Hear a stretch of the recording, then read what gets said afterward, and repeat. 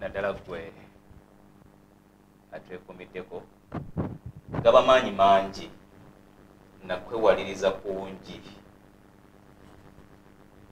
nakuguma mutima okungi okubanga ndi mu kamera eno naawe eyategedde bigenda mu maaso okubanga okyali ku TV eno tunywerera wamu naawe ng'abakozi ba ABS TV nga abagoberezi ba Kawala Bible Christian Church nga baganda baffe ab'enzikiriza y'abalokole n'amadiini gonna olw'okufiibwako mukadde waffe kitaffe mukama waffe mukwano gwaffe Pastor Iga Augustine Abizaayi. Simanyi oba kyempulira naawe okiwulira naye oyinza okuba nti si kyowulira naye waliwo embeera mu bulamu ebezze ogyegenderezanga nnyo ng'ekuuse. Tugenda kuba twogera ebikwatagana ku mukama waffe kati omugenzi, ebikwatagana ku musumbawo kati omugenzi, ebikwatagana ku mukwano gw'omuganda wo taatawo kati omugenzi, ku nsonga nga bw'abadde ajja akola emirimu gye n'ebigambo ebimu oba oli ogetenza kubuusa maaso.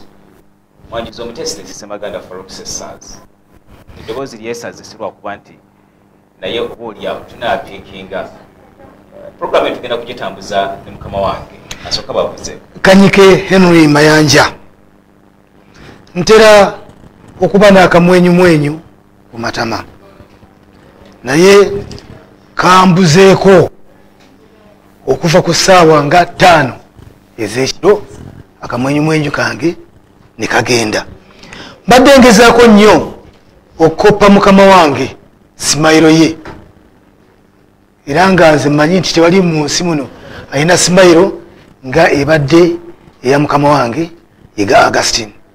Nga munnange bwagambye ndi Kanyike Henry Mayanja nga tukutuusaako ebitonotono ebikwata ku bulamu bwa mukama waffe omusumba Augustine Iga bwazze akolamu ebintu bye n'agamu ku maloboozi ng'era Ssemaganda bwagambye getutasobola kubuusa maaso ebigambo ebikulu byazze ayogera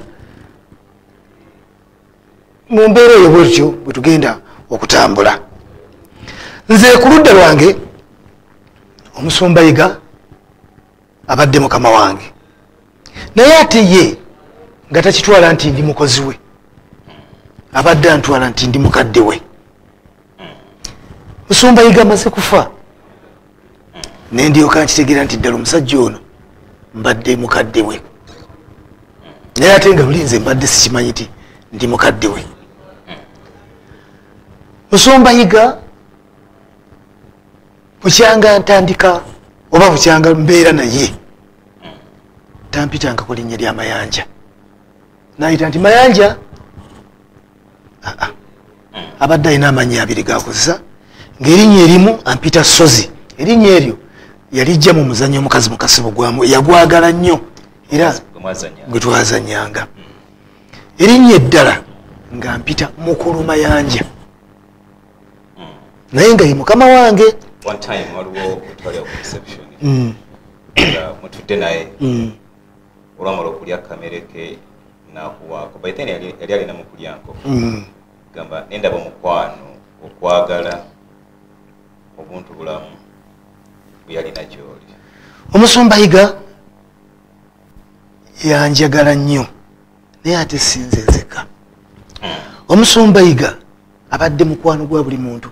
Musumba Iga sinze nzeka nga talya ku muntu kyakulya era in fact wegera bwotyo Musumba Iga mujjukira nnyo byayensanga ku radio emu tujja kuba tubazanyira ku butambi kujja bijja mu maaso yagamba nti mu bulamu bwe yasitavinga nnyo enjala yamulumanga nnyo n'atuuka okusuula enjala kati omuntu yajjanga nga amukabidde ti musumba kikala ekyokulya newaba nga alinamu nnusu lukumi ng'alumuwa alukuwa era nga agamba bugambi nti sooka oleka omwana wange amala okulya emmere leka omwana wange amala okulya emmere era nze mbadde mbeera mu ofiisi yange wansi eri oba oliawo nga kubidde simu sozi jangu tufunaako okulya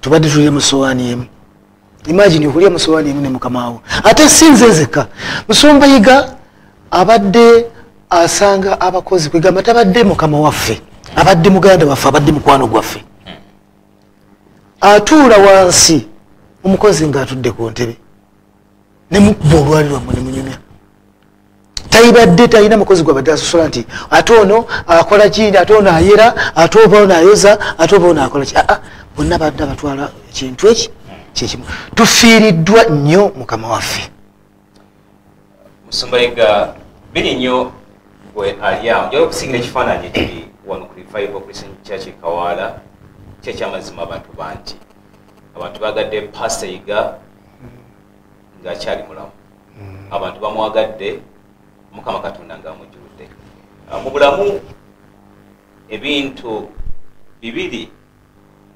obyegenderezanga nnyo mu kaseera Mukama Katonda wakuweredde obulamu ng'okyalina obulamu bw'ensi balina amasanyu wegenderezanga nnyo ebiseera by'essanyu ng'ofunye essanyu Mukama Katonda bw'aba akuleetedde ekigezo nga kino kye tuli ku lunaku olwaleero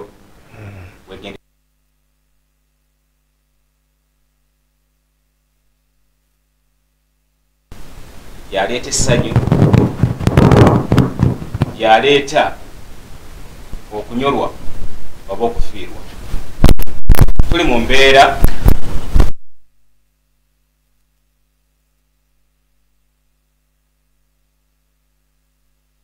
Musumba Pastor Augustine abizaayo yaani era kino kyakoza kitandise kati oba kyava dda by the way njagala okutwala omukisa guno okusaasira banafu abali mu media fraternity ti tufiiriddwa proprietor tufiiriddwa omuzadde tufiiriddwa omukwano omulungi abadde akulyetinzeewo emirimu eri mu bakozi mu ggwanga era banaffe abali mu media industries ez'enjawulo tubagamba nti tufiiriddwa mukama waffe ABS TV weba efiiriddwa naawe ali ku media station yonna endala oba ofiiriddwa olw'ensonga nti omuntu okuba nga atandiseewo omulimu ng'ogwo ate ne gutasasula bakozi omu babiri basatu wabula nga gugenze maaso n'okuzimba ebitone gugenze maaso n'okwemployinga abantu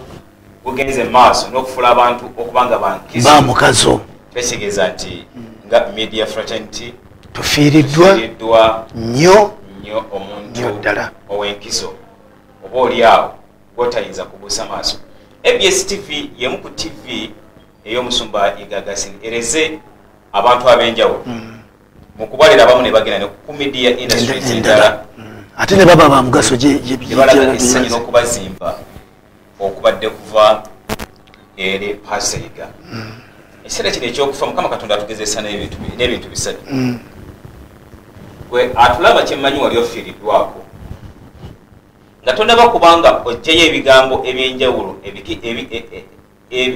ebyobusagwa ebigambo ebyenjawulo ebiraga okwawula ebigambo ebyenjawulo ebiraga okukakkanya kokanyika onsingako ku myaka mu Buganda omuntu nga Mukama Katonda amujjuludde tuyisa tuti tweyisa mu ngeri ey'okwewumbeeka ennyo era ey'okwewala nga bwe tuli bwe tuti kizibu okusanga ku mufu ng'omuntu aseka we tukyatambula ffenna tufunyemu ka break katono nnyo naye tugenda kuba tukomawo okulaba ku nsonga ezimu ez'enjawulo aze tugenda okuba nga tukubaganyako ebirowoozo obutambula naddala ku mpowooza ABS TV gwali ebitundu gy'owangaalira gy'oli buyimba bwa nnaku kamugenzi Jopo Kafero bagenda maaso okulagira obuzibu bwa ensonda nnya mu bulamu nga sinaba kuddawa mukama wange nze Mayanja mu bulamu ebintu bisatu ebanga bikutuuseko bulamu ofubanga nnyo n'osaba mukama katonda mu mbeera gy'olimu okulaba nga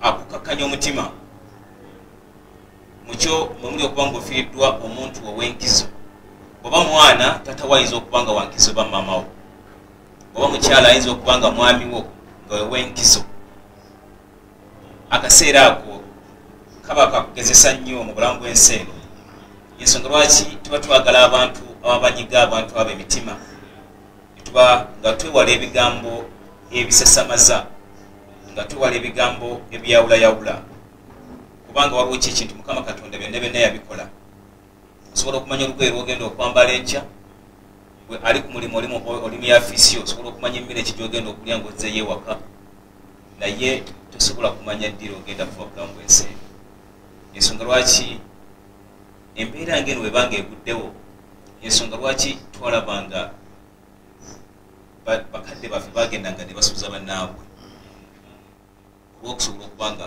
bagumya abantu ababa bafiiriddwako abantu baabwe omuntu ng'afiiriddwa naddala ng'afiiriddwa omuntu we gwayagala kuba teri muntu kwegamba mu kufa omuntu yenna aba ayagalwa omuntu ng'afudde mu bulamu bw'ensi eno embeera ekyukira ddala kizibu okusanga omuntu akudaalira omugenzi era bw'osanga omuntu ng'akudaalira omugenzi manya nti aliko ekikyamu ku mutwe abaako ekikyamu ku mutwe kubanga omuntu ne bw'aba akoze ebibi ebyenkanibwa ku nsi bagamba musajja wattu bambi abadde n'ekisa abadde wegamba teri kibi kyogerwa ku mufu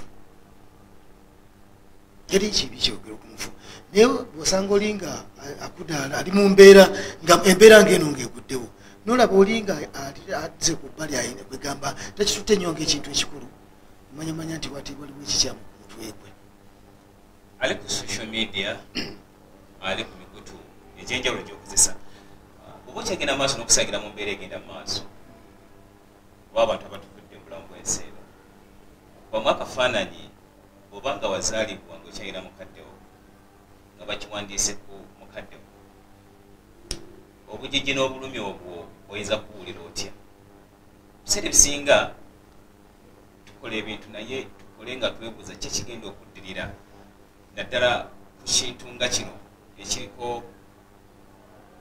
okuba nti omuntu agenze netutandika okuba nga oba oli awo tudda okubalaata atulaba ku ABS TV tuli mu kulabamu ku bintu ebyenjawulo musumba emyaka gyasumbidde giri ekumpi mu 16-15 plus ayina bingi byakoze bulamu bw'ensi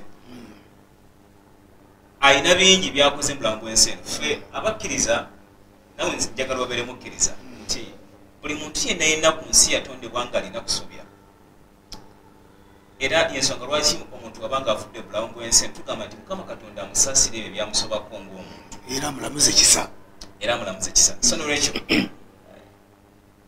kino njagala nange okijje ku nze nti tomanyi kufaako nga nange wesimanyi kwange toyinza gamba nti nja kufa bwe nti wawali omuntu asobola okumanya nti nebasa esaawa dakika bwe zina esaawa eziti egamba nga oba omubbi bwajja nakunyaga toyinza kunyaga omanya nti otulo kyekintu ekisinga okuba ekibbi ennyo kuba kikubba mu ngeri gyotosobola nakumanya oyinza okuba nga otudde bano booti ogenda okwekanganga oli mutulo obanga ozukusa mbadde nebasonne yototwankutetya teri agamba amanya tulo gwe tumukwata teri amanya tulo gwe tumukwata kale n'okufa bwekutyo teri amanya kufaako kulijja wadde omuntu omanya nti naye sawa yange etu naye ero kakati omusumba ye afudde amanyi nti akomawo eri abantu be era yabadde akimanyi bulungi nti akomawo mu baana be mu bigambo byasembayo okwogera yagamba abakozi bange muli bulungi muninde nzija yagamba abaana bange ABS TV muli bulungi basaba temweyawulayawula muninde nzija nja kuba bulungi kati ng'akimanyi nti esawa yonna ajja kujja mu bantu be era ng'akimanyi nti ajja kuseka n'abantu be. Omusumba Yiga kitalo nnyo atuvudde ku maaso ebintu bibaddenga ebyokusaagasaaga ku lunaku lwokutaano mawulire gajja ne gafuluma from nowhere nti Omusumba Yiga afa naye n'afulumya ne audio n'agamba nti olunaku lw'eggulu omukulu Innocent yagenzeeko mu ddwaliro n'akomawo n'agumya n'aga nti musajja embeera ejja kutereera naye Innocent yamubuuseeko okuwera busawa mpitirizoka nti ate oli akoze afudde akutusa afudde kale bintu bibadde nga byakusaaga ne mu kusaaga nemuva ekituufu kitalo nnyo. Omusumba Yiga afudde mu bulamu bw'ensi eno atufuddeko tetukyaddayo kuseka naye akamwenyumwenyi ako kemulaba takyaddamu katwa. Ekyamazima Omusumba Yiga Augustine abizeye Mukama Katonda yamutuwa yeyamutwazika era twebaze Mukama Katonda obulamu bwamutuwadde nga mulamu. Nze ndi musajja musiraamu and actually wakola research wano ku ABS TV abakozi abasinga basiraamu naye mbadde nze okusala okwange nga nsalira mu editorial room kusalira mu studio sinakindi ne mu control room nga nsobola okugenda nensalirayo naye lumu yansanga nga nsaala nga nze musajja abadde mulokole naye teyaŋŋambanga ku kigambo kyonna lwaki osalira wano oba lwaki tolokoka. Ekyo kimuweera obujulizi nti TV ebadde ku musigi gwa bulokole naye nga jijja kumpewo n'esoma amawulire n'enkola programs ez'enjawulo nga nkulembeza linnya lyange Faro naye nga taŋŋambanga ku lwaki tokyusa linnya. Kikiraga nti Musumba tumugye ku level tumulabira wabula tugaziye ku bwongo nti bakadde baffe bamutuzaayira bamuleeta ku nsi naye tayambye bokka bali mu church tayambye abo bokka bali mu ddiini y'obwenzikiriza ye kati yala tugaziye ku bwongo wabula ayambye n'abantu ab'enjawulo abafuusa ab'enkizo.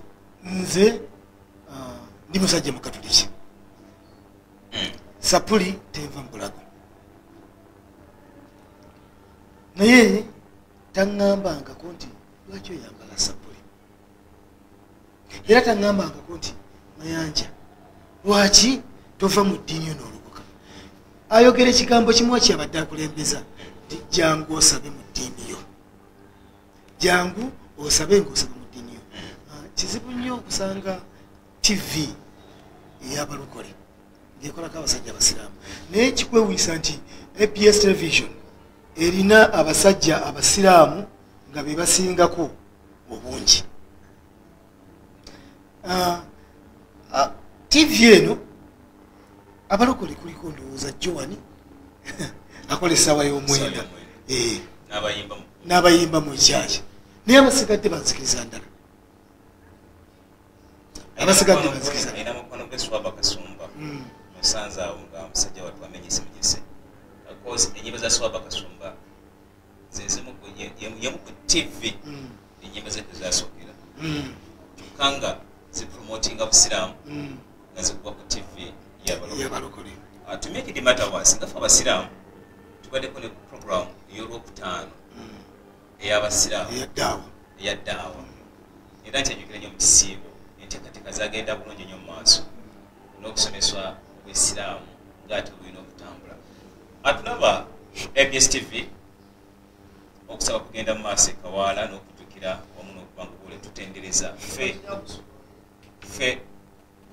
Mukama Katonda baleseewo mubulamu ffe Mukama Katonda bakyayiziseeko ku bulamu ffe kati kyetulina okuba nga oba oliawo tukolera ekyamaanyi Omusumba Yiga Augustine musabira wabula ffe tetuli bankizo tutirina buyinza kusalawo nakusalirawo Katonda ebyo byamusibako ng'omuntu beekere Mukama Katonda yalina okulamula.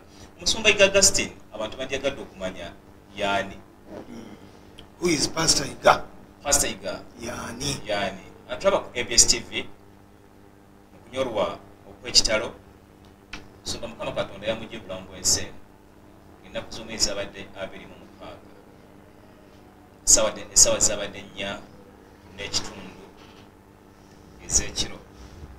Mukama Katonda n'agamba nti nga bwe kiri nti ffe okujjanjaba okusaba kwaffe naye ate okusalawo ani agenda okuwona tubirekera Mukama Katonda.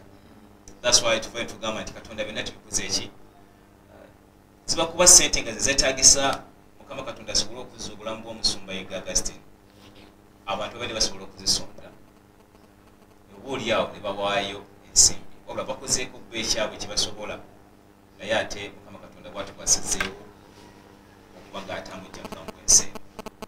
Kinajjukirwa obulwadde buno bwamusumbuwamu nnyo, obulwadde bumugye bulamu bw'ensi eno. I need to be clear in this nti abadde atawanyizibwa ekibumba nga alinamu ne pressure naye nga embeera esinze okutabuka kuva ku bulwadde bwa kibumba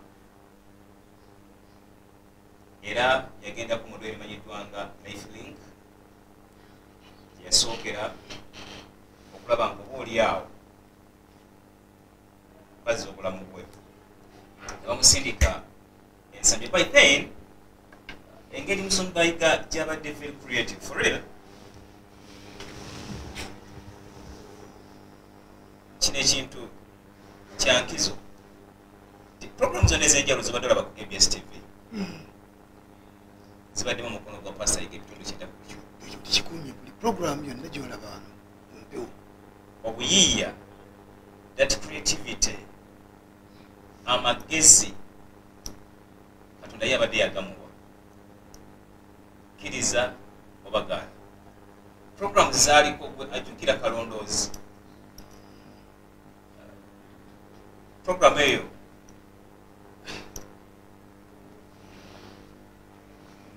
bingi bitiriza okwogera bingi obudde ne bukya naye mujja kusonyiwa ebiseera ebimu kyabuntu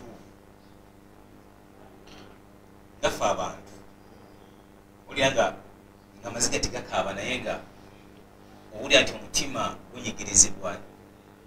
Bwe yali wano ku Sande ng'ennaku z'omwezi zaali 26 nga tugenda kuyingira ekiro ekya 27 enkeera n'asindika voice note mu WhatsApp waliwo akayiba ka Jerusalem ng'agamba nti abakozi njagala tupracticingemu ako akayimba era yagamba nti abakozi bwenna mbeetaaga ku ssaawa 3 ez'okumakya buli mukozi yenna alina okuparticipatinga mu kayimba ako aka Jerusalem ng'alina kyayagala okulaba nga wabawo ekifaayo. Tibe tukyatambula nga sinaba kuwa Omusumba Augustine lwe yazaalibwa Mukama Katonda lwe yamutuwa badde nsaba twagala tutambule naawe titwagala tukuleke nnyo ate naffe sitwagala tukuleke nnyo olire ku ddoboozi lya Musumba Iga eryasembayo ebigambo bye byasembayo oba oliawo naawe ojja kufunamu ekintu ekyenkizo. bino byogenda okuwulira ebigambo by'Omusumba Iga byasembyeyo okwogera ku nsi.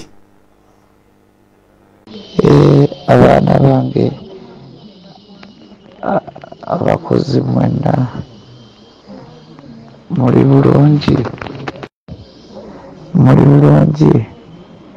nange ngenda kutereera nenkubye kubeebaza mwebale kubeerawo kyembadde nsala temweraliikirira ndi mulamu. Abaana bange abakozi mwenna muli bulungi nange ngenda kutereera nenkubye kubeebaza mwebale kubeerawo kyembadde nsaba temweraliikirira ndi mulamu. Abaana bange abakozi mwenna muli bulungi, nange ngenda kutereera nenkubye kubeebaza mwebale kubeerawo.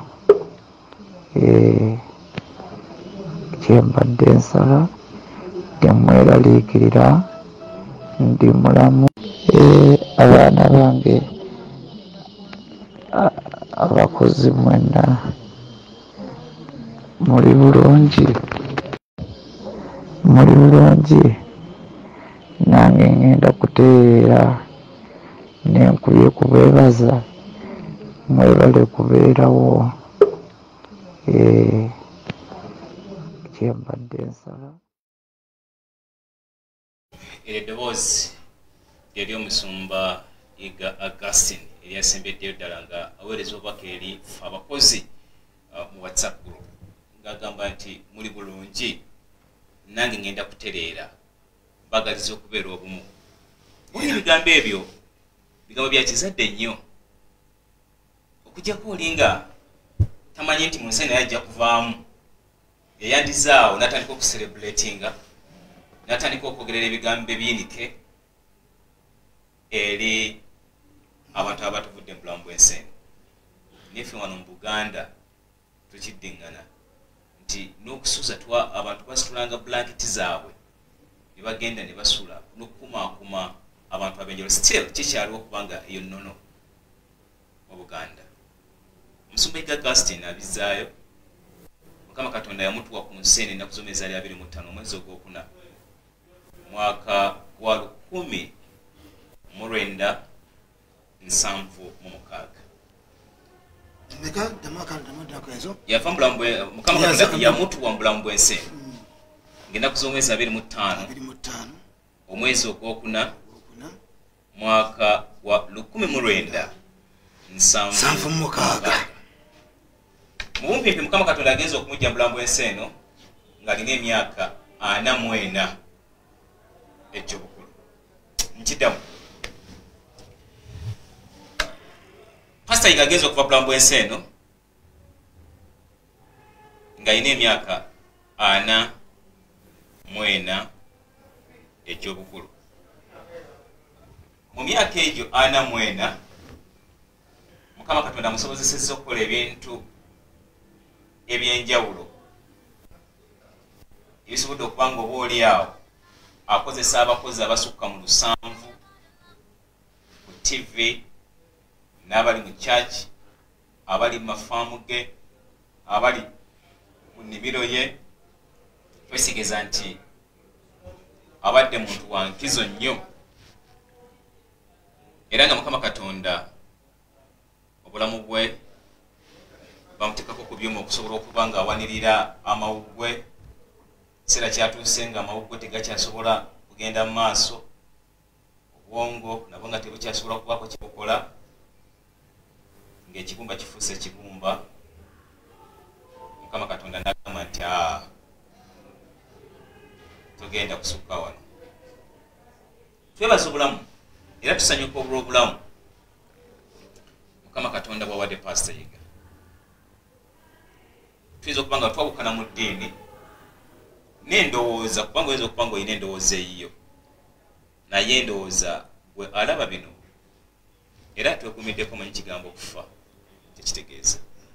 Obanga wali ofiisi zaako mukwano gwo, mukamaawo, mukaddewo, omwanawo, otegeera embeera abantu kati gye balimu olunaku olwaleero. Abagoberezi bakyagenda mu maaso n'okweyiwa ekawala, naye tubasaba nti social distance kirungi, ekifo kigazi bulungi, basobola okumaintaininga social distance n'okujja ne mask, naddala oba oli awo olina enteekateeka y'okulabikako ekawala. Pastor Iga ng'ogyeko okuba nti omujjukiranga mukama wawo, kikyogamba nti eno ligasi gy'aleseewo mu bulamu bw'ensi eno ejja kusigalawo? Omukululo ogutajja kwerabirwa obulamu bw'ensi eno bwaleseewo kyekigambo kya Mukama. Alese ekigambo kya Mukama nga kitambula. Musumba alinga eyalabikirwa oba yalabikirwako n'agamba nti nyinza okuva mu bulamu bw'ensi eno amangu ddala, ne bwe nnaava mu bulamu bw'ensi eno abantu bange b'ensumba mbalekedde ani? Nsumba yatandika okutendeka omwana we, n'atandika okutendeka omwana we, n'amulaga abantu, n'amulaga ekkanisa, omwana naye n'atandika okusumba. Kati ekyo kintu mukolo gw'amaanyi nnyo nnyo nnyo. Abantu abasinga bavuddewo ne bagenda n'ebintu byabwe. Ekintu ekirala anti ABS television agirese nga yakutandikawo TV nga TV ye ng'omuntu, era tabaddeeko muntu amuyamba nti yewange kintu katukole bwetu nebwenebwenebwebye, ye TV ebadde yengo. Naye nga TV tiyagikwata n'agikwasa abantu abagirabirira, ye nadde ebbali eri. Kale ogwo nagwo mukulu gw'amaanyi nti tujja kusigala nga tutambuza emirimu gy'omusumba. Ndaba nga mukulu gw'amaanyi nnyo nnyo. Omusumba Yiga nja kukujjukirako ekigambo kyabadde asinga okwogera ennyo. Musumba badde alina ekigambo kyakoza ng'agamba nti weegendereze nnyo ennyonyi ekusitula okujja wansi nekutwala mu bbanga, yerina obuyinza obukulaba obukussa mu ngeri yonna gy'ebeeragadde, oba ekkuba kigwo oba ekuteekawo mu mirembe. Kale ogyegenezanga nnyo. Musumba Yiga ye muntu asitudde abayimbi Revival Band, abayimbi abasinga mubaddemu bayimbi ki. Tujja kusaba ku nyimba ezimu za Revival Band. Mukwano gwange Avoni oyo y'omu ku baana abatandika Revival Band abato webale nnyo, basobola okuba nga oba oliawo ate bafuuse ensonga. Madiina bibuuza, Hassan Nduga, Nabbi omukazi, Bena Kayima, Bena Namisinga, Baluna Mwanje, Mugundi Mwanje bamuyitani Mwabaye Mwanje, Umaru Mwanje. Kale abo bonna bayimbi abatadde kwegamba akusitula n'akutwala waggulu, gwe lwennyini n'ogamba hanze kandejeyo oba asigaleyo. Kugamba abadde muntu omuyiiya omuwandiisi ate omusinyi w'ebivuga, ayina oluyimba lwalese nga atanabaddukolera vidiyo naye nga luyalazoddi recording. Waliwo oluyimba lwenjagala soke tulabeko nga gyetuli mu kujjukira omugenzi wamujja zezimu ku nyimba empya ogundi obwenzi bwa kitammwe nga abaana beegaana nga maama alangira abaana emize gy'abakitaabwe. Kakati nakola oluyimba okwagala okomanga olupya lwasembye kwiya era luyiza nga mulwadde nze namwewuunya. Yakwata endongo ye ngenda okujja ku makya nga kupya oluyimba naye ngati munange bwembeera omulwadde buno okuyiya kwange bwenti kwenjiya nga kupya oluyimba. By the way, era wegende ku kigambo kya gita, twali wano n'atumya gitaaye nakubira ngo nabagamba mundeetere ku gita yange. Muganda waffe akola akadongo kamu yeyali agirina Kafeero, era amangu n'embiro ne bagimutwalira n'asobola okuba oba oli awo abaako byakwasaganya. Bwe twogera ku Musumba Yiga ekisawe kigazi alina ebintu bingi nnyo bye tuyinza okumwogerako, si kumuwaana nga naawe obimanyi era ng'obiraba. Bwe tugenda mu nsonga y'akadongo kamu, awo ndowooza bannaffe abayimbako ne Kasozi mumanyi bulungi. Mathias Walukaga omanyi Pastor Igayani. Amiri Senyendo omanyi Pastor Igayani. Era by the way tugenda kola document nga eva mu bakadongo kama bakyaliwo ababeerako ne Pastor Iga abizaayo. Ebiseera ebyo we yabeerera naddala mu nteekateeka z'okulaba ng'agenda mu maaso n'okuba nga ayimba akadongo kamu n'emirimu egy'enjawulo omuntu bwe yali ng'oba oli awo agenda mu maaso n'okuba nga ate abaako enteekateeka zakola. Waliwo ebintu bye njagala tulabeko. Waliwo omusumba omu yakyaza omukulembeze munda mu ggwanga lya Uganda. Olwamukyaza ne bagamba nti waliwo abasumba abamu abalina entaana z'abantu. I think bwazatambula n'okumanya amawulire ago galinkinga nnyo. Twagala tulabe reaction ya Pastor Iga ku nsonga bwe yali ngali ku mukutu ogumu ogwa Digid FM. Actually nze nali mukyazizza ebiseera ebyo nga tuli kumpewo n'abako enteekateeka n'okwogera kwe olabe engeri gye yali agenda mu maaso n'okuba nga ate asengekamu ebigambo bye mbeera oba mu nkola ey'ekisajja kikulu, mu nkola ey'amagezi. Kubanga yagamba nti omusumba ono bw'agamba nti tulina entaana aleete omukulembeze amulage nti ekinnya ky'entaana wano bwesikola ki. Njagala tulabe ku mboozi eyo wetwali mu studio n'omusumba Iga Augustine. Waliwo abasumba balina entaana bapakidde abantu omu, bapakidde omu abantu babatta basi. Omusumba omulamba n'oyogera ekigambo ekifaanana bwe kityo naye nga yabadde agezaako okulagayo ffe Pastor Iga ani nabbi gundi gwe sijja kwogera nti tulina entaana mwe tutukola ki mu maaso ga pulezidenti n'oyogera ebigambo eby'obulimba bwe bityo. Era singa nabadde pulezidenti n'adde mugamba nti nkulembera ntwale entaana ezo waziramu. Yagambye agenda kukwatagana nabo obuyinza. Ati lwaki alinda okukwatagana nabo? Yandikulembedde omukulembeze eggwanga n'amulaga entaana wese. Musumba wangi era mu mbeera y'emu amasimu go mangi. Lwaki tukwata amasimu?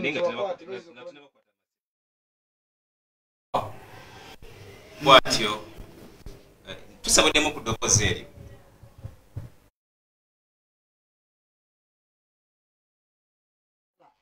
Bapakidde abantu waliwo abasumba balina entaana bapakidde abantu omu, bapakidde omu abantu babatta basi.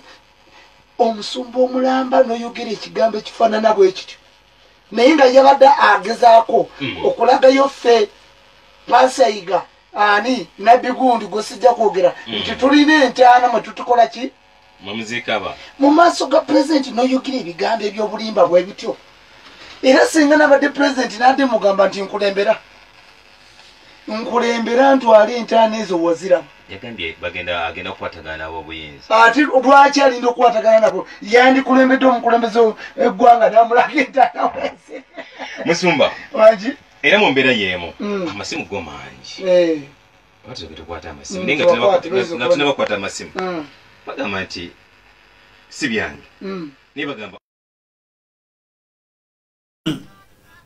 bwatyo bwe yali mu studio za Digid FM ngagenda maaso n'okulungamira ddala ku bigambo ebyogerwako mu musumba munne byogera eri omukulembeze w'eggwanga nti abasumba balina entaana baziika abantu. Agambye nti ye abakubanga ye pulezidenti kubanga ebiseera ebyo twali tuli mu nsonga za security n'okulaba nga wabawo okulungamya eggwanga yandikutte omusumba oyo yennyini n'afuuka suspect asooka okulaba nga atwala pulezidenti awali entaana ezo. Tukyakulagana ddala ku maloboozi ag'enjawulo agoogerwa, tukyakulaga ku maloboozi ag'enjawulo n'ebintu eby'enjawulo ebikoleddwa Musumba Iga Augustine abizaayo. Gwe azatambula n'okumanya bw'otuuka ku kyanisa eno ya myaliro sesatu myaliro ena okubeerera gwa wansi ogwokubiri ogwokusatu paka ogusembayo kubanga ogwa wansi ekyaki n'ogwokubiri nayo kyaki okusatu wali DSTV obwobona wali admins offices. So si kazimbe zimbe wabula kizimbe ddala muntu ate badde akyayongerako either way kibadde ekyatambula nga ye muntu abadde atemala mu maanyi ye muntu abadde ajja nakugamba nti omanyi munasonye ba abakozi bakaba amaziga naffe lwakwewaayo naye naffe twasanyaladde naye tetulina kyakukola tulina okutegeeza eggwanga biki ebigenda mu maaso kiwuunya yewa kiwuunya nga gwaludde mu kitundu bagamba nti alina akulabya wansi wewasangibwa kiwuunya awo omusumba yiga weyasookera mwaka wa 2024 mwaka gwa 2024 weyasookera nakola kakyaki nga alina akagoma balina akagoma n'omuwala waffe nugundi Kashemere yani Kasemere anita webatandika nga bwebakuba yakuba akagoma ako tikiti musumba yiga nga bwamala okusumba adduka emisinde mingi nnyo nagenda ku mulyango nange mwebale kujja kusabako ngalyanga mutembeeri osabako niwekijja mugenda kolaki naye musumba yiga kunyumya kwe agamba nti olumu yagendako kaleerwawe wa pasita omugenzi Sozi nalaba nga pasita Sozi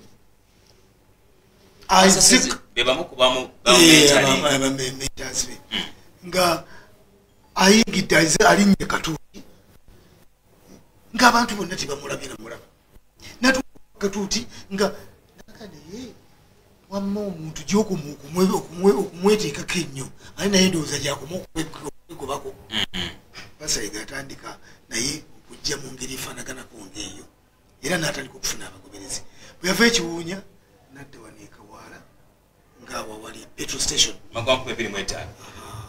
awali petrol station yawo kati awali petrol station wano kinyana mpindi oluva ku polisi neva ku ddwaliro awo petrol station eri awo naddaawo ng'alinawo ekyaki yakibaati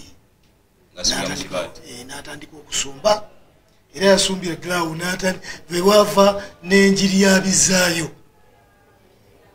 awo buzibu yayita bungi nnyo ng'ali mu kyaki eyo bwesobola kwogera naye nga yita ebizibu bingi naye nga yafuba nnyo nga bwasobola olaba nti ekigambo kikolaki kimirirawo paka Mukama Katonda yamuwa buwanguzi n'afuna ekifo kino era n'atandika okitegeeza nze natandika okugenda okutandika okumugoberera okuba omugoberezi we mu bya kyaki ndowooza mwaka gwa 2025 ng'ali mu kyaki eri awe Kawaala naye nga emabega nali twaliko naye mu katembu drama era yensonga lwaki drama twali nandiyagadde okumanya kubanga oli musajja munakatemba oli musajja muzadde ate oli Mukama kyakuwadde ku bulamu ebiseera ebyo mwali mu katemba n'omusumba Yiga Augustine performance ye yali etya omusumba Yiga yali ayagala nnyo ekintu kyakola nga bw'omugamba nti kola kino yali ng'ayagala nnyo era bwe yavaayo yagenda yeegatta ku kibiina kya Kasozi bagitanga ekyomugenzi ekyomugenzi Livingstone Kasozi naye Musumba alina ekintu kimu ye abadde atunyumiza nnyo emboozi ye ng'agamba nti bwa Kasozi alina ekintu kyeyajjayo Kasozi omusajja alina obusungu obwettumbiizi Livingstone Kasozi omugenzi ng'alina obusungu obwettumbiizi era nga bwajja obadde osubiza akugoberawo genda fuluma tambula ogende naye nga bwe bwogenda otambula n'ogenda nga Kasozi alikugobye naye gwe kyeyakolanga ng'obeerawo nyumiza yanyumya nti naye ni Musumba Yiga yamugobako naye n'abeerawo mu kibiina n'abeerawo naye yagenda okwekanga Yiga genda twalire nga tuzange ensoba zinkubira kwalyenga ddagala kati abakoze ekintu ekyo Musumba Yiga yakikoppa Kasozi Musumba Yiga wano kasita akugoba n'ogenda naga nti genda nkugobye Sefaruku nkugobye genda n'ogenda naye obujulizi bwe buli wano nti bangi abagobye ne bangi we bali kyakola wano era mpitira gundi abadde talina mutima okulembera ku kintu mpitira mayanja je akola ekintu bwekiti oluusi nga yakwera nesimu so jangu tulabe kino kyetugenda okukola naye nga yakugobye era yomnakwe kale abadde omuntu simanyi owomutima gwe simanyi nti utasangika mu bantu yali asuna bivuga oba yayimbako n'okuyimba omanyi art industry is a big thing. Musumba Yiga yali omuyiiya w'ennyimba era ennyimba zonna mu revival band azinamu omukono ezayimbibwa ezo ezabimbwa Bena Namisinga ezaba baani abo babibuuza zonna ezinyimba ezo kati okugeza oluyimbanga omwana wa musajja twali wansi awo Musumba Yiga nga afuna akantu katono nnyo bwe kane kamunyumira ye n'akakulamu oluyimba twali wansi awo nga tuwakana twali mu mboozi awo tuli mukyaki tuwedde tubanga tuwakana naye mmanyi nti omwana alumu omusajja omwana alumu ne tujjawo emboozi nti n'omusajja omwana akola kyamuluma kati wafaawo mu nnaku bbiri zokka ngenda okulira nga Jackie ayimba oluyimba omwana wa musajja ngadde Musumba tulina oluyimba akagatto lwayimbibwa Magi Kayima Yesu waliwa ni wansi wali awo ebange biri wansi gyembeera eyo nga tannaba kuzimbawo kikomero ekyo netunyumya emboozi yava ku mukazi eyayagala ennyo engatto ng'ayagala yo engatto wayita ennaku ndowooza nze ngenda okudda enkeera nga Magi ayimba akagatto oluyimba baluyita akagatto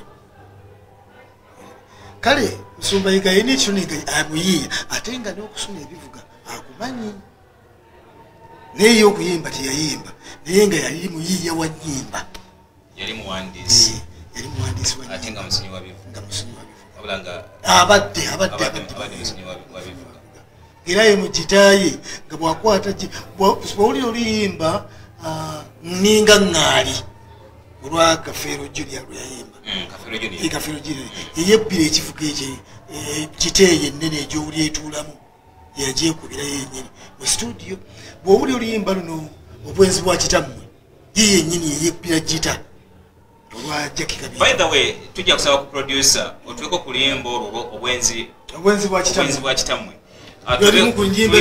tulabe ebimu ku bibala n'abaana Omusumba Yiga Augustine bajjeeyo nga baje from zero to hero naddala ku nsonga ya music industry tulabe art tulabe obuyiiya mu luyimba olwo luli mu bwenzi bw'omusajja buti ate bwe bwatambula tugenda tukumenyera bingi nnyo tukyagenda mu maaso n'okuba nga booli awo tumwogerako ebintu bingi nnyo byebadde tumanyi n'ebyomanyi okusobola okuba nga tutambula naawe ku peegi emu okusobola okugusa n'okumanya obulamu bwe tukyabirina bingi tuvaawo kati mala okulaba ku luyimba olwo.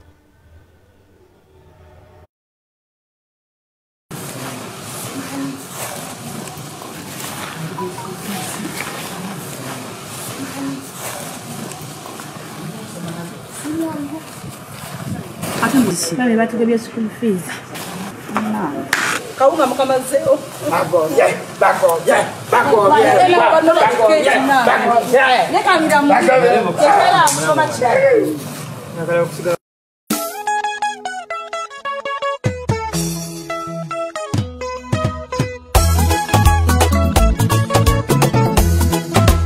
Revival band.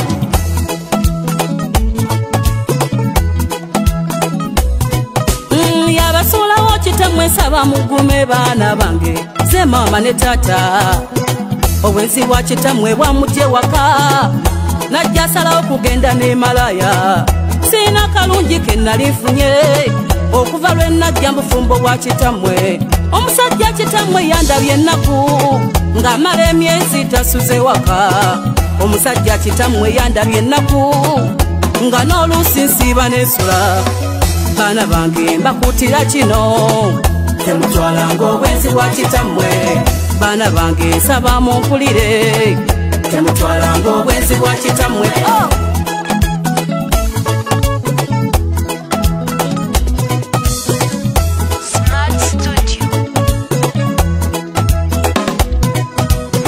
Waliwo amawulire agatanyuma abaana bange nsaba munsonyiwe.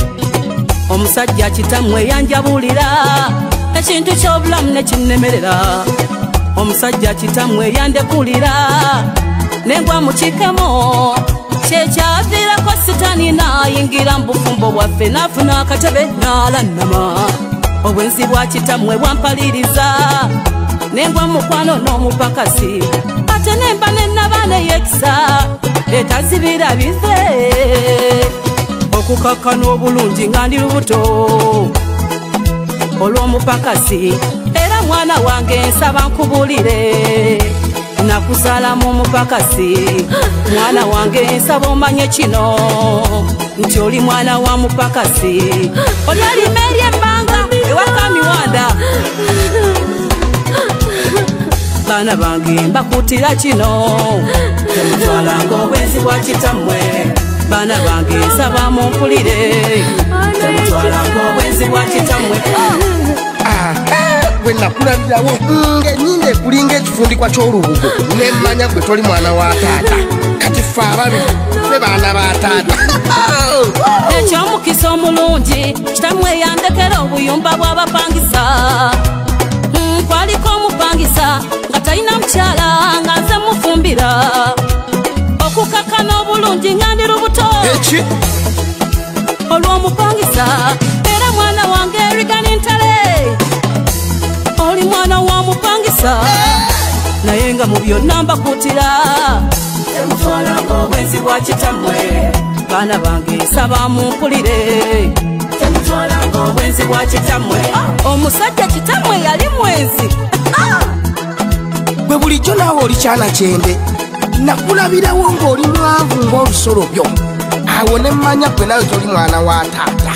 Kati mwenna muli byana binde nze nsigaddewo nzekka omwana wa taata. Kati nze musika.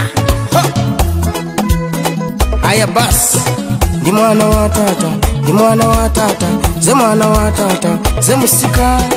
Omusajja kitammwe yandabye ennaku ng'amala omwezi tasuze waka. Oluvannyuma lw'okulumwa nga kitammwe asuddewo wano. Ate nga n'omupakasi yalina okuddayo ewaabwe. Kyenava nagwa mu mukwano wangi nemuliranwa. Era mwana wange kasagga nkiki toli mwana wa mungi muno. Oli mwana wa muliranwa Posiyano. Mwana wange onsonyiwe. Naye nga mu byonna mbakutira temutwalanga obwenzi bwa kitammwe. Baana bange nsaba mumpulire temutwalanga obwenzi bwa kitammwe. Baana bange mbakutira kino temutwalanga empisa za kitammwe. Baana bange nsaba mumpulire temutwalanga ejjogo lya kitammwe.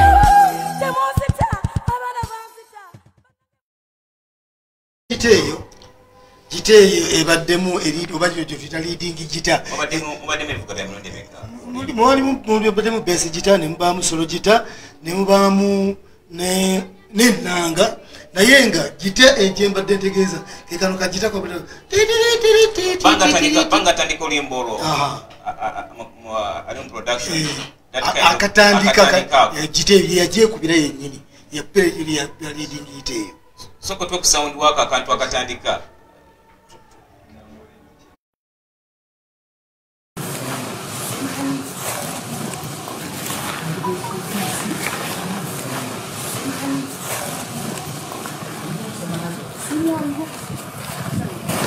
Mami batugabye school fees. Kawunga mukamazeyo. bagoye. Leka miramu. Ekera kusoma kidali.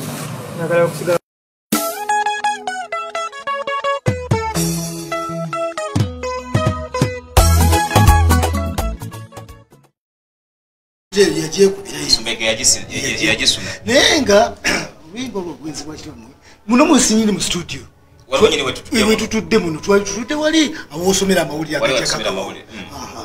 kakati twani tunyumya kumukazi dala kumukazi ngomukazi twali bunze Kafero Junior ne Musumba ngene tutandika okunyumya kumukazi dala omukazi ayenda atya amaka ne tunyumya kumukazi ngada omutufa kubwambia ndi mwenzi ani ali mboze tugenda okera kumacha andali baite nakondoza ngabbe ali reception yawo nga ndaba Jackie Kabito so wali awo Jackie Kabito wali awo reception nga Jackie Kabito ayimbuli era natuli Musumba na tubuka naseka nze bwentyo kali ye yayina ekitoli ekitogamente that kind of creativity katonda ali ajimuwanga kirabo kakati wali oluyimba olala biboza olwa ajatimadira tujja kusaba bwekitwogerako tukirage ensi era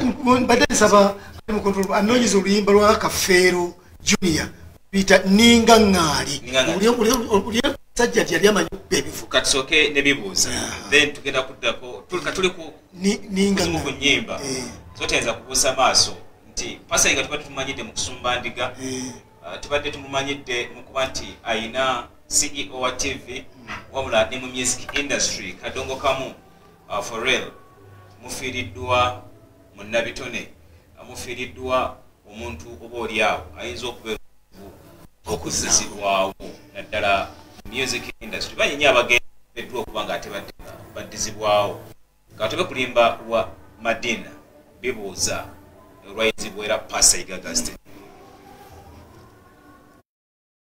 ayizibwa Pasaiga Augustine abizayo naziteekamu ensimbi Revival Band naziteekamu ensimbi okulaba nti oluyimba lufaananga bwolabye luyimba lukadde nnyo oluyimba olwo I think lwa zezimu kunyuma ndowooza 2010 oba I think so 2010 eyo ne olaba nti n'okutuusa n'okusaawa eno olaba nti lukyali luyimba lukyavuganya ennyimba eziriwo kakati olwo yali bandi kati ate bwogenda mu kadongo kamu eya Kafero Junior oluyimba lwa Kafero Junior naga era ye yekubira gita ye yekubira gita simanyi oba oluyimba yalulabye omukulu olwa ninga twali kawuliddemu naku katono nnyo n'owulira nti musajja yali muyeeya mukubi wa bivuga ate nga mutetenkanya ezo vidiyo zolaba yagamba nti anze njagala kino yasalawo n'agamba tuteekemu kino okugira amakulu g'oluyimba sigiza yali director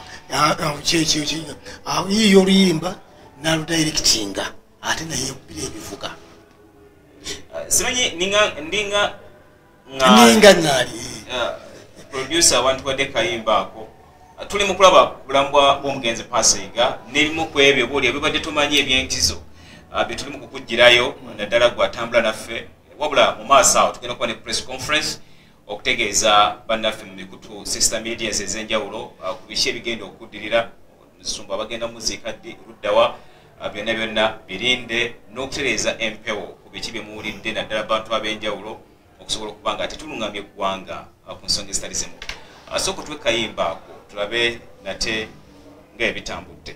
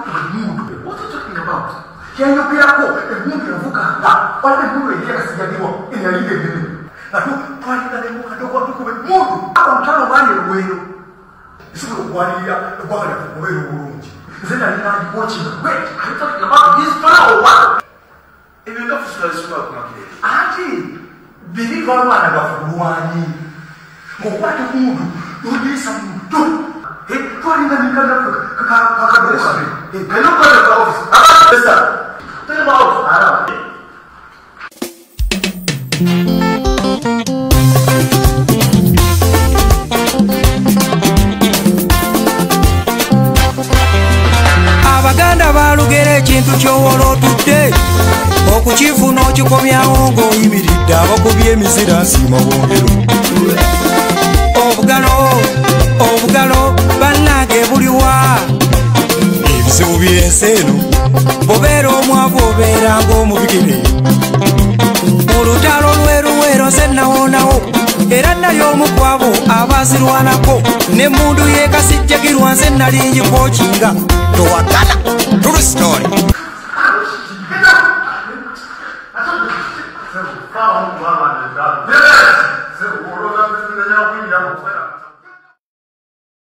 Eyo kiwulidde gye bayita rhythm gita ndowooza abamanyi ebya gita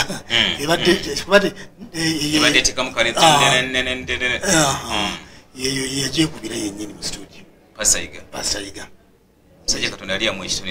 ekyokusuula ebyuma era abasinga ndowooza lwetwafronkinga tv eno twali mu freedom city yajjayo ekitone kyekyo nakwata oluyigita neyebbira oluyimba lwe nayimba oluyimba lwe ku stage egamba ye tebamukubiranga bwayiye oluyimba ye yennyini yebbira oluyimba lwe giteeri gyennyini gyayagala etuule atwekumiddeko njagala obe mugumu ku kyetugenda okuba nga oba oliawo tukulaga naddala kumu ku bigambo bye Musumbayiga Augustine abizaayo bwe yali mu nteekateeka ze ez'okulaba ng'agenda mu maaso n'okusumba abantu ngenda kusoma ezaalinnya nga yeteekateeka enna kusoma ezaalinnya naddala mu nteekateeka ze yalimu ez'okugaba empeta alina ebigambo byayogera nandibadde mbyogera ku mpewo naye nja kusaba producer ebigambo bino bive mu musumba obulwadde buno we bwatandikira lwaki bwamutuusa ku eyo level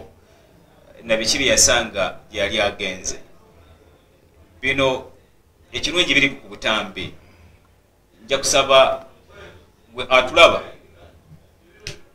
atulaba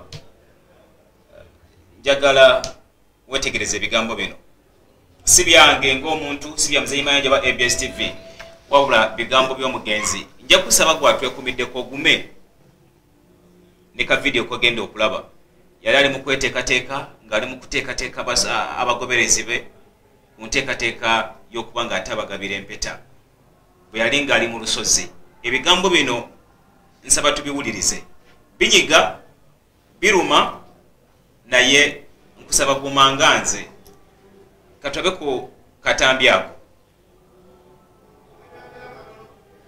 so akatambi ako kalimu ebigambo bye bennyini nnyini ng'abeegera tugambe nti yali atawaanyizibwa naye waliwo okutuka kw'obulwadde buno bwava ku ki bina bina twagala omugenzi abeere ng'oba oli awo abyeyogerera twagambye nti obulwadde Mukama Katonda bwe tusobodde okujjanjaba n'okusabira Mukama Katonda abeere ng'oba oli awo abusuusa kibadde kibumba ekitasobose njagala tulabe ku ddoboozi eryo n'omusumba bwe yali nga yeteekateeka mu kugaba empeta. Abalabi bange ba ABS television ne bamemba baffe mwenna aba church muwulidde muze mufuna akalango ak'empeta ennaku z'omwezi nga 4 abamu bambi ne mulowooza nti osanga byakiwaani Musumbayiga tagenda kubaayo. Ndi ku lusozi maze ebbanga ddene najja okusaba Katonda nkomerewo mu maanyi gali aga Yesu yaviirako mu ddungu era mbadde mu ddungu nga nsaba nsiiba amazima go gali ndi njagala nze Musumbayiga njogera amazima ekkomera lino teryampisa bulungi era oyinza okulaba oluusi nga sifaanana bulungi naye navaayo kitegeeza oba mu bye nalya naye ng'endya yange nza okuba yandetera obuzibu nga tulya leeti kyova olaba obulamu bwange tebubadde bulungi kyekyampaliriza n'okujja ku lusozi eno okusaba n'okusiiba naye mbategeeza nti ennaku z'omwezi nga 4 Oktoba omwezi ogw'ekumi tubuzayo ennaku nga 6 oba 8 kati okutuuka nze ngenda okubeera mu counseling ngabira abantu empeta kuconnectinga ku buli kimu kyonna kyoyagala. Mbegayidde temuba mu kubusabusa kwonna ennaku z'omwezi nga 4 Oktoba nze ngendo kituulamu nkomerawo mu maanyi gali aga Yesu ng'ava mu ddungu mundaba ndi ku lusozi kweneesulira tenti yange mugiraba waggulu awo mwensula ekirala okuva nga 4 awo sigenda kuddamu kubula kawaala era nzikiriza Mukama wanabantereza bulungi ne ku TV ngenda kubeerangako sigenda kuddamu kubula kawaala mu counselings era oluvanga 4 Oktoba ennaku z'omwezi nga 15 ate ndyokenga be red pen yene erina amakulu mangi nnyo y'amaanyi bw'oba olina omusango mu kooti nga gukutawaanya bakwawaabira tomanyina bw'ogenda guwangula owandiika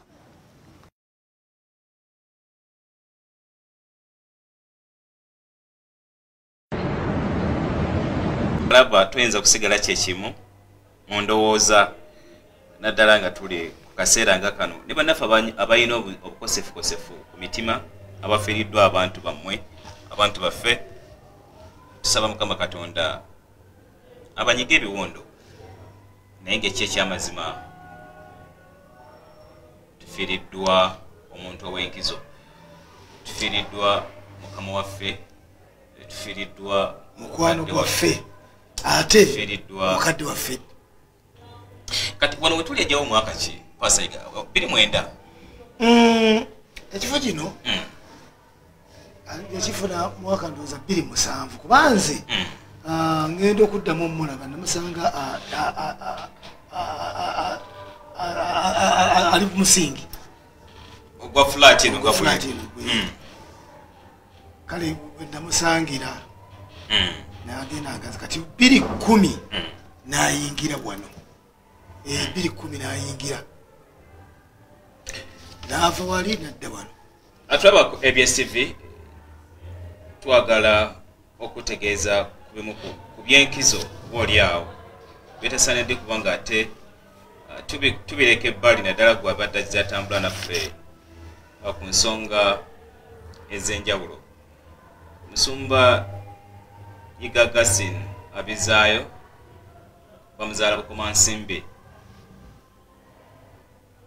abamanya Bukomansimbi wali bakadde be nga yazaalibwa omukyala kati omugenzi amanyiddwa nga Elizabeth Kwagala ono Mukama Katonda yamujjulira 2018 era producer boyina ku kifaananyi ekyo ekya maama nga boolaba maama oyo ku screen yo boolaba jjajja oyo ku screen yo okuba bw'osika ekifaananyi ky'Omusumba Igagasin abizaayo olaba engeri emimu egyo ejja jjajja kati omugenzi otunuulira amaaso ago n'ennyindo ne feesi awo olabira ddala nti maama yali yazaala mutabani we nga ekyamazima ddala yali yeezaala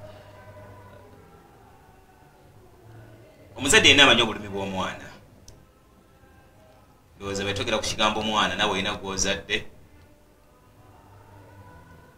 kigambo ekinene nnyo ekyo taata ye Yosefu Matovu ono naye Mukama Katonda yamujjulira ng'ennaku z'omwezi ali 16 omwezi ogw'ekumi mwaka gwa 1995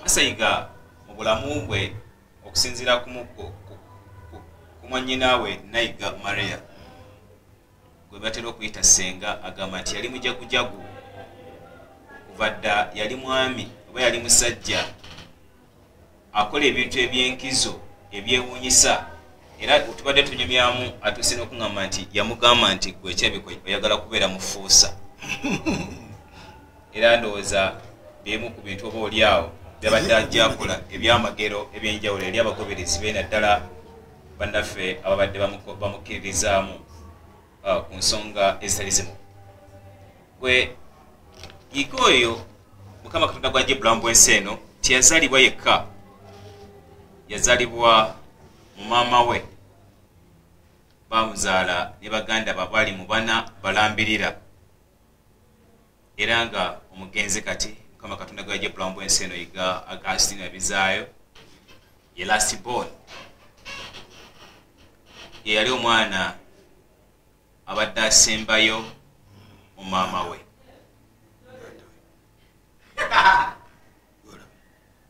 era mu mbeera y'emu nga bwolaba ku screen yo oyo golaba bamuyita Captain Kakoza Peter. Kakoza Peter yali captain mu magye g'eggwanga lya Uganda, yali muganda w'omugenzi era captain oyo yaziikibwa Masaka. Nga bw'omutunuulira mu kifaananyi ekyo, nga bw'omulaba mu kifaananyi ekyo, toyinza kumwawula ku Pastor Yiga. For real, singa oba tumwegendereza nnyo, oyinza okugamba nti ye Musumba Yiga Augustine abizaayo. Muganda w'omulala Goleti Mukama Katonda yamujjula mu bulamu bw'ensi eno, wabula nga wakyaliwo omu ku baganda be mwannyinaawe ye Namuli, ono nga Mukama Katonda akyamutukumidde n'okutuusa olunaku olwaleero, era waali ng'atemera mu gy'obukulu egiri ekumpi mu 62 Birambirira. Nga bw'omanyi era nga bwe kizze kirungamizibwa naddala mu nteekateeka ez'enjawulo, Musumba Yiga Augustine abadde muntu wankizo nnyo eri eggwanga Uganda ku nsonga y'okulwanyisa ebbula ly'emirimu n'okusumba wamu oba oliawo n'okulaba nga akulaakulanya ekitundu. Mwaka gwa 2015 Katonda yamuwa ekyenkizo okulaba nate ng'ateekawo TV eno, olwaleero kwe tweyagalira, olwaleero kwe tukuweerereza, olwaleero kwe tusinziira okuba nga tukuweereza. Tiyakimanyiako nti olunaku lujja kutuuka alekewo TV ye ebeere ng'ate oba oliawo bagenda maaso n'okuyisako ebimu ku bimufaako bye. Nga naawe olwaleero bw'okola omulimu ng'omanye nti ekyogenda gufunamu, nga naawe kubanga otunula emyaka gy'omugenzi kati emyaka 44 aba atandise okulaba nate nga agenda mu myaka gye abadde amaze okwetegekera, ng'atandise okuba nga oba oliawo TV yemwereza ku nsimbi, famuse basobola okuba nga oba oliawo afuna kyayagala okuba nga ataafuna.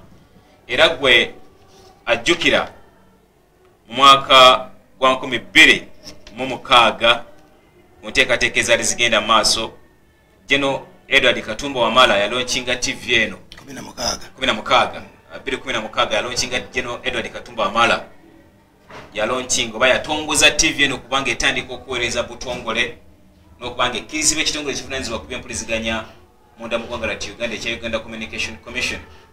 Era gwe ajjukira ABS yategeka omukolo ogw'entujjo ku Freedom City, abayimbi ab'enjawulo baaliyo, okudigida n'okugaba ebintu eby'enjawulo byaliyo, okulaba nate ng'oba oliawo atambuza n'okukola emirimu egy'eggwanga. Nga tukyali naddala ku nsonga z'obulamu bw'omugenzi Yiga Katonda gw'aggye bulamu bw'ensi eno, tulabye wabadde ajja atambula mu bulamu bwe obutino bwetwakakuwaako, kubanga era tukyakuleetera ebintu bingi naddala ebikwatagana ku mugenzi Pastor Yiga Augustine, okusinziira nate ku nteekateeka ze, okusinziira kuba lawyer be, okusinziira engeri gy'abadde akolamu ebintu bye, naddala nga twolekera okuba oba oliawo nga tumuteeka mu nnyumba ye ey'olubeerera. Bw'okula ewaffe mu ddiini gy'ensomero ey'Abasiraamu bagamba nti Laama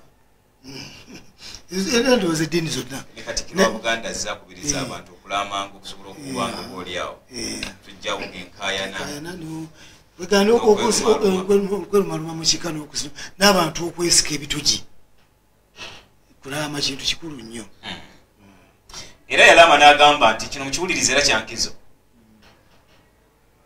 nti Mukama Katonda bw'abanga amugye bulamu bw'ensi, ng'eyamugye mu bulamu bw'ensi eno ng'ennaku z'omwezi 26 essaawa zaabadde 4:03 ez'ekiro, yagambye nti yagamba mu kiraamo kye kyakwasa baloya be kitulabyeko bamuleka ku nsi okumala ennaku 5 ekitegeeza 5 kitegeeza 5 ziggwayo leero lwakumeka Lwakubiri 5 zigwayo ku Sande, zigwayo ku Sande. kiba kitegeeza nti omusumba yiga wakuziikibwa ku lunaku lwa sande era ku lunaku olwokutaano waliwo kibayise memorial service okujjukira ebintu bye emirimu gye na biki byakoze ku lunaku olwokutaano mu mbeera y'emu ku lunaku olw'essande yagamba tumuteekewo ennaku 5 era maiti ye oba omubiri gwe guleetebwe mu church ku kituuti ogugenda okuteekebwa abagoberezi be abantu ab'enjawulo bamukubeko eriisa evvannyuma olwo ku sande ku makya tugenda kubaawo n'okusaba okw'enjawulo okubanga oba oli awo funeral service okumusabira nga tugenda okumuteeka mu nnyumba ye ey'oluberera n'okumusabira era nga agenda mu nnyumba ye ey'oluberera. So eyo enteekateeka entongole yayo enteekateeka ennuŋŋamu eyakaleetebwa okusinziira ku bafamire butya lawyer n'omusumba Yiga Augustine bwe yabalambika okuba nga oba oli awo ateekebwa mu nnyumba ye ey'oluberera. Yalamba ekiraamo kyali kya nkizo, yagamba nti mba mugenda okungalamiza oba okunteeka mu nnyumba yange ey'oluberera munteekanga okumpi n'ebateeka maama wange. So kiba kitegeeza nti mu nteekateeka zonna ezigenda mu maaso naba kubaawo kikyuka ewagalamizibwa maama jjajjaffe omusumba Yiga Augustine wagenda okuba nga ate agalamizibwa. Obulamu buno kyambalo nga nawe kyoyambadde olunaku olwaleero. Maama yagalamizibwa wano nyini ekawaala Kinyana Mpindi ne mabega wa church wewe kanisa olunaku olwaleero wetusinzira okuba nga tukuweereza. So n'olwekyo enteekateeka Mukama Katonda wanaaba tukwatiddeko n'okutambula obulungi nga tubale kikyuse awo agenda okuba nga ate agalamizibwa mu butongole. Kama wange sebo obulamu buno ku Pastor Yiga wakomako ndi okusekako naye nakoma okuseka n'omusumba Yiga ng'ennaku z'omwezi 24 24 lwali lwa mukaaga lwakutaano ekyasi twaseka musumba Yiga nga ateeseteese nti ku lunaku lw'ebbalaza ndowooza zijjali zaali 28 balaza yali zaali 28 nga 28 abakozi bonna bajje benyigire mu kayimba kali aka Jerusalemu. Ekyasinga okwosesa ge mazina ge yaŋŋamba nze okuzina era twatumbuka fembi ne tuseka nga simanyi nti ze nseko zange ezisembayo n'omusumba Yiga nga simanyi nti ze nseko zange ezisembayo n'omusumba Yiga kuba yaŋŋamba okuzina naye nga amazina gaŋŋamba okuzina mu myaka gye nnina gyembi nga amazina mazibu nnyo. So lwendakulendako esembayo okuseka naye sigenda kwerabira musumba kuteteekanya wabadde nabo obwedda kumpewo kuno kuliko musumba Yiga amazina ge yazina. Musumba Yiga